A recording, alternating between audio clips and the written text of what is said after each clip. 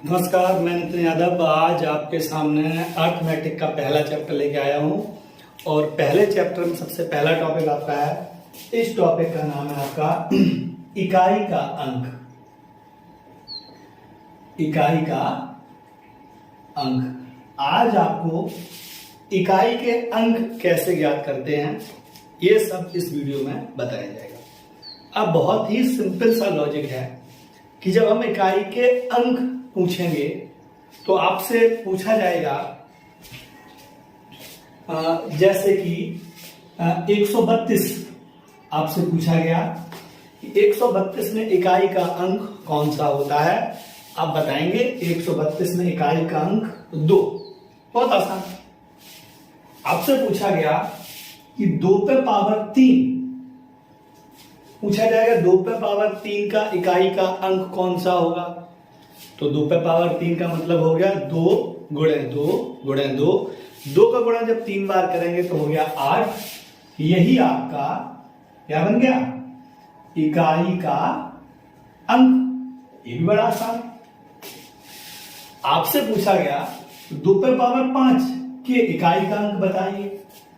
तो 2 पे पावर 5 का मतलब है 2 का गुणा जब 5 बार करेंगे तो ये हो जाएगा आपका 32। तो इसमें इकाई का अंक कौन सा हो गया, 2। अभी तक बहुत आसान है इकाई का अंक ज्ञात करना, हमें कोई समस्या नहीं है, हम इकाई के अंक आसानी से ज्ञात कर सकते हैं। लेकिन यदि आपसे पूछा जाए 2 पे घात 135 के इकाई का अंक बताइए, क्या पॉसिबल है कि आप 2 पे घात 135 को हल कर पाओ। 2 पे घात 135 का मतलब हो गया 2 का गुणा आपस में 135 बार करना है, जो कि ज्यादा टाइम कंज्यूमिंग हो जाएगा। तो परीक्षा में जो प्रश्न पूछे जाते हैं वो इकाई के अंक के कुछ बड़ी घातों वाले ही पूछे जाते हैं। इन्हें हल करने का एक छोटा सा आप लॉजिक समझ लीजिए, और जैसा कि सभी किताबों में पहले से वो लॉजिक दिया गया, हम वही लॉजिक आपको बता रहे, कुछ नया नहीं बता रहे। वो लॉजिक क्या होता है कि सबसे पहले हमें जो आपकी पावर, जो बड़ी पावर है, घात आई हुई है, उसे मिनिमाइज करना है। अगर बड़ी घात है, बड़ी घात को आप छोटा कर दीजिए, आप इकाई के अंक निकाल लेंगे। अब कैसे करते हैं छोटा, वो करते हैं हम 4 का भाग लगा के।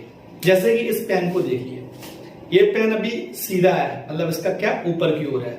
इसका फर्स्ट टर्न हुआ, उसके बाद सेकंड टर्न हुआ, उसके बाद थर्ड टर्न हुआ, उसके बाद जैसे ही आपका फोर्थ टर्न आएगा पेन फिर से कैसे हो जाएगा, सीधा हो जाएगा। अर्थात यदि कोई वस्तु 90 अंश के कोण पर 4 बार घुमा दी जाए तो अपनी मूल स्थिति में वापस आ जाती। जैसे कि अभी हम यहाँ खड़े हुए हैं, ये हम फर्स्ट टर्न पे पहुंच गए, उसके बाद हम ये सेकंड टर्न में पहुंच गए, उसके बाद ये थर्ड टर्न में और फोर्थ टर्न में कैसे हो गए, सीधे हो गए। तो हम 4 को बेस लेके इस इकाई के अंक को हल करेंगे। हल कैसे करेंगे, यदि कोई बड़ी घात है, जैसे लिखा हुआ 2 पे घात 135, तो आप घात को सबसे पहले छोटा करिए। घात को छोटा कैसे करेंगे, 135 में 4 का भाग लगा देंगे। हर बड़ी घात में आप 4 का भाग लगाइए, कुछ भी याद करने की जरूरत नहीं है, बाय बेसिक चलेंगे कि बड़ी घात में हम काय का भाग लगा देंगे, 4 का भाग। तो जब 4 का भाग लगाएंगे तो हम ये देखते हैं कि फिर से भाग गया, इधर कितना शेष बचा, आपका शेष बच गया कितना, 3। तो घात में 4 का भाग लगाने के बाद जो भी आपका शेष बच रहा है वही आपकी नई घात होगी। अभी लिखा था 2 पे घात 135, अब हम इसको मिनिमाइज करके लिख देंगे 2 पे घात शेष, और शेष कितना है, शेष बचा आपका 3, तो हमारा हो गया 2 पे पावर 3। अब हम 2 पे पावर 3 को बड़ी आसानी से हल कर पाएंगे। 2 पे पावर 3 का मतलब हो गया 2 दूनी 4 दूनी 8। तो दी गई संख्या के इकाई का अंक हो गया आपका, क्या हो गया, 8 हो गया। तो सीधा सीधा लॉजिक बाहर आ गया कि आपको दी गई बड़ी घात में 4 का भाग लगाना है, जो भी आपका शेष बचना है वही आपकी नई घात हो जाएगी। जैसे कि हम इसी सवाल को थोड़ा सा भी हम आगे बढ़ाते हैं, हमने लिख दिया यहाँ पे 37 पे घात 41 पूछा गया, 37 पे घात 41 के इकाई का अंक बताइए। तो सबसे पहला काम के दिए गए सवाल को मिनिमाइज कीजिए। मिनिमाइज 2 तरीके से होता है, हम पूरा 37 नहीं लेंगे क्योंकि हमें केवल इकाई का अंक ज्ञात करना है। इकाई का अंक यदि ज्ञात करना है तो हमें इकाई वाली डिजिट रखनी है, बाकी सब डिजिट हमें इरेज कर देनी है। तो हमने इसे 3 हटा दिया। अब सवाल हो गया आपका 7 पे घात 41। रीजन, हमें केवल इकाई का अंक ज्ञात करना है तो हम इकाई वाली डिजिट रखेंगे और जो बाकी की जो डिजिट होगी उन डिजिट को हम इरेज कर देंगे या हटा देंगे। अब सवाल बना 7 पे घात 41। अब वही आपका पुराना तरीका, 41 में जब हम 4 का भाग लगाएंगे तो ये चला जाएगा 10 बार, कितना बचा शेष 1। तो अब घात 41 ना होके 7 पे घात 1 बन जाएगी और 7 पे घात 1 का मतलब होता है 7। तो दी गई संख्या का इकाई का अंक आपका निकल के बाहर आ गया 7। ये बहुत ही आसान है कि जितनी भी आपकी बड़ी घात है उससे आप सॉल्व कर लें।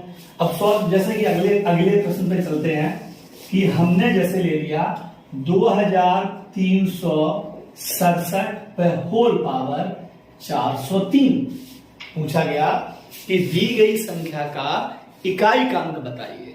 तो कुछ नहीं करना है, सबसे पहले हमें इकाई के अंक को छोड़ के बाकी सब डिजिट को क्रॉस कर देना है। आपका सवाल बचा 7 पे घात 403।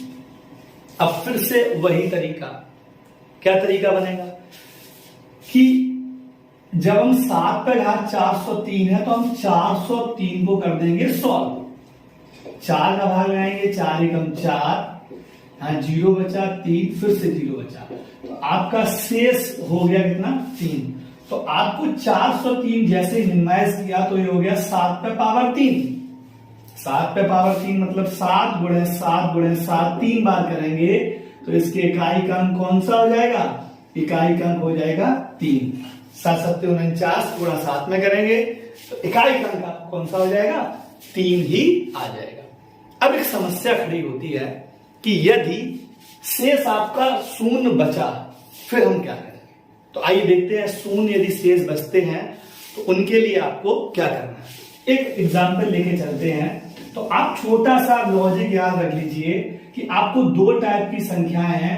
एक संख्या जिसे हम सम संख्या बोलते हैं और एक संख्या जिसे हम विषम संख्या बोलते हैं। ध्यान देना है कि यदि सम संख्या पे पावर 0 बचा हुआ है तो आपके इकाई का अंक हमेशा 6 होगा और यदि विषम संख्या पे पावर 0 बचा हुआ है तब आपके इकाई का अंक हमेशा 1 होगा।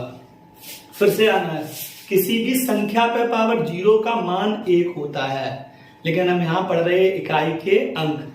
यदि सम संख्या पे पावर 0 है तो उसके इकाई का अंक 6 और विषम संख्या पे पावर 0 है उसके इकाई का अंक 1 होगा। जैसे कि हम एक एग्जाम्पल लेके चलते हैं, लिखा हुआ 38 पे पावर 40 के इकाई का अंक ज्ञात कीजिए। आपको क्या करना है, सबसे पहले दिए गए सवाल को मिनिमाइज कर देना है। जब मिनिमाइज करेंगे तो हम इकाई के अंक में यहां से 3 हटा देंगे, सवाल बचेगा 8 पे पावर 40। अब हम घात को मिनिमाइज करेंगे। घात आपकी कितनी है 40, तो जब हम 40 में 4 का भाग लगाएंगे तो ये 10 बार जाएगा, शेष बचेगा 0। तो आपकी जो नई घात हो जाएगी वो 8 पे पावर 0। अब आपको देखना है कि पावर 0 आ गया।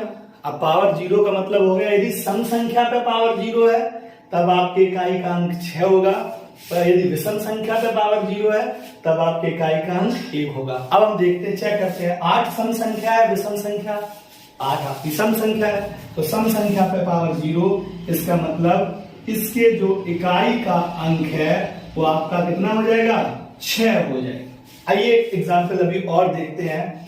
जैसे आपका सवाल लिखा हुआ है कि 817 पे पावर 84, सवाल बोल रहे हैं कि 817 पे पावर 84 के इकाई का अंक ज्ञात कीजिए।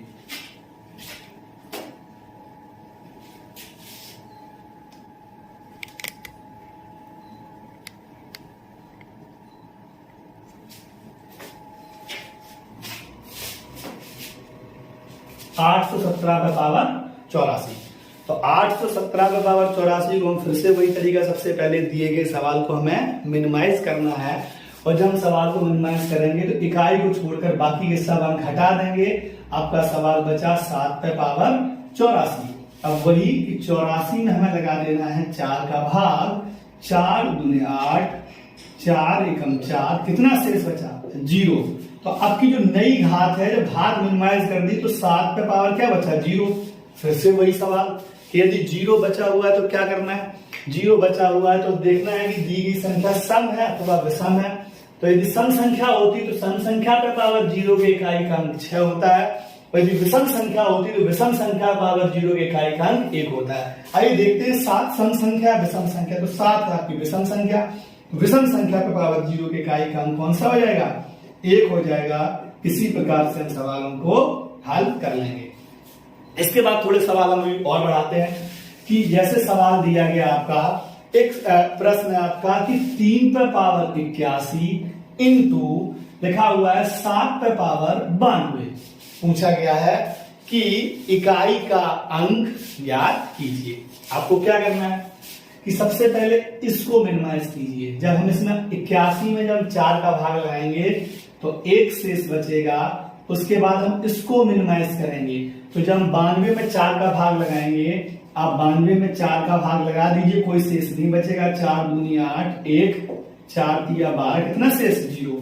तो ये आपका सवाल हल हुआ 3 पे पावर 1। 3 पे पावर 1 की वैल्यू होती है 3 गुणे 7 पे पावर 0। फिर से देखिए 7 पे पावर 0, 7 सम संख्या है विषम संख्या, 7 आपकी विषम संख्या है, और यदि विषम संख्या पे पावर 0 होता है तो इसके इकाई का अंक 1 होता है। तो इसका हो गया 1, 3 में 1 का गुणा कर दीजिए, आंसर हो गया इसका इकाई का अंक आपको कितना हो गया 3। इसी प्रकार हम आगे बढ़ते हैं। जब सवाल देखते हैं, सवाल आपका छोटा चल रहा है, हम हटा दे रहे हैं सब, ये आप लोग समझ गए पहले से। तो सवाल है आपका जैसे कि लिखा हुआ है कि 57 पे पावर 103, और एक सवाल है -29 पे पावर 301। इसी सवाल को हम रिवर्स भी करके देखते हैं। ये हो गया आपका 29 पे पावर 301 माइनस 57 पे पावर 103। देखिए हमने आपके दो प्रश्न लिखे, एक 57 पे पावर 103 माइनस 29 पे पावर 301, और दूसरा प्रश्न लिखा आपका 29 पे पावर 301 माइनस 57 पे पावर 103। मतलब कि दोनों प्रश्नों को हमने आपस में रिवर्स कर दिया। पहले वाले के स्थान पर हमने दूसरा रख दिया। अब हम इन दोनों प्रश्नों को हल करेंगे एक साथ। आप लोग अंतर समझने की कोशिश करेंगे। सबसे पहले दिए गए सवाल को मिनिमाइज करना है, तो यहां से हम 5 हटा देंगे, यहां से 2 हटा देंगे, यहां बचेगा 7 पे पावर 103 माइनस 9 पे पावर 301। क्लियर है? इसी प्रकार उसे भी सॉल्व करते हैं। यहां से 2 हटा देंगे, यहां से 5 हटा देंगे, यहां से बचेगा 9 पे पावर 301 माइनस 7 पे पावर 103। तो हमने दिए गए सवाल दोनों मिनिमाइज कर लिए। इसके बाद हम घातों को मिनिमाइज करेंगे। तो सबसे पहले हम 103 में लगाएंगे 4 का भाग, 4 दूनी 8, बचा 2, 23, 4 पंचे 20 और बचे 3। अरे हम चेक कर लेते, 103 में हम 4 का भाग लगाएंगे, 4 दूनी 8, 2, 3 और 4 पंचे 20। तो यहाँ पे 3 सेव बचता है। तो ये सवाल हो गया आपका 7 पे पावर 3 माइनस 9 पे पावर 301 में भाग लगा के चेक करते हैं 4 का। हम 4 का भाग लगाएंगे, 4 सत्ते 28, बचा 2, 4 पंचे 20, बचेगा 1। तो यहां से बचा आपका 1। अब समस्या खड़ी होगी। तो हमने 103 में 4 का भाग लगाया तो 3 शेष बचा, और जब 301 में 4 का भाग लगाया तो 1 शेष बचा। इसी प्रकार यहां भी बचेगा। तो यहां पे बचेगा, जब 301 में 4 का भाग लगाएंगे तो 1 शेष बचेगा माइनस 7 पे पावर 3। अब 7 पे पावर 3, 7 पे पावर 3 का मतलब हो गया 7 गुणे 7 गुणे 7। जब हम 3 बार गुणा करेंगे तो इकाई का अंक आ जाएगा कितना 3। तो यहां से हो गया 3 माइनस 9 पे पावर 1 की वैल्यू 9। इधर आइए, यहां पे हो गया 9 माइनस 3। अच्छा देखिए 9 में से 3 बड़ी आसानी से घट गया, तो इसके इकाई का अंक हो गया आपका, इकाई का अंक बराबर कितना 6 हो गया। अब क्या 3 में से 9 जाएगा? नहीं जाएगा। तो 3 में से 9 नहीं जाएगा, मतलब घटता नहीं है। तो हम लोग क्या करते हैं, उधर से एक दहाई उधार लेते हैं, अर्थात हासिल लेते हैं। तो हम यहाँ 3 में से 9 नहीं घटाएंगे, यहाँ 13 में से 9 घटाएंगे।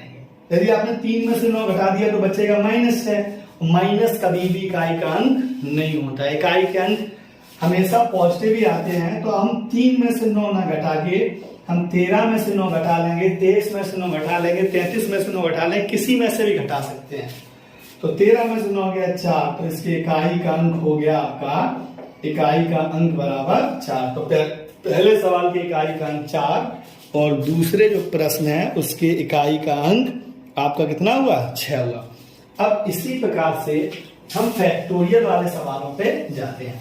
फैक्टोरियल क्या कहता है कि जैसा कि आपको मालूम है कि एक फैक्टोरियल का मान होता है 1, 2 फैक्टोरियल का मान होता है 1 गुणा 2 बराबर 2, 3 फैक्टोरियल का मान होता है 1 गुणा 2 गुणा 3 बराबर 6, 4 फैक्टोरियल का मान होता है 1 गुणा 3 2 गुणा 3 गुणा 4 बराबर 24, 5 फैक्टोरियल का मान होता है 1 गुणा 2 गुणा 3 गुणा 4 गुणा 5 बराबर 120, 6 फैक्टोरियल का मान होता है 1 गुणा 2 गुणा 3 गुणा 4 गुणा 5 गुणा 6 720। आपको एक यहां से पैटर्न समझ में आया होगा कि जैसे ही आपके 4 से बड़े फैक्टोरियल हैं सभी के इकाई के अंक क्या मिलेंगे, शून्य।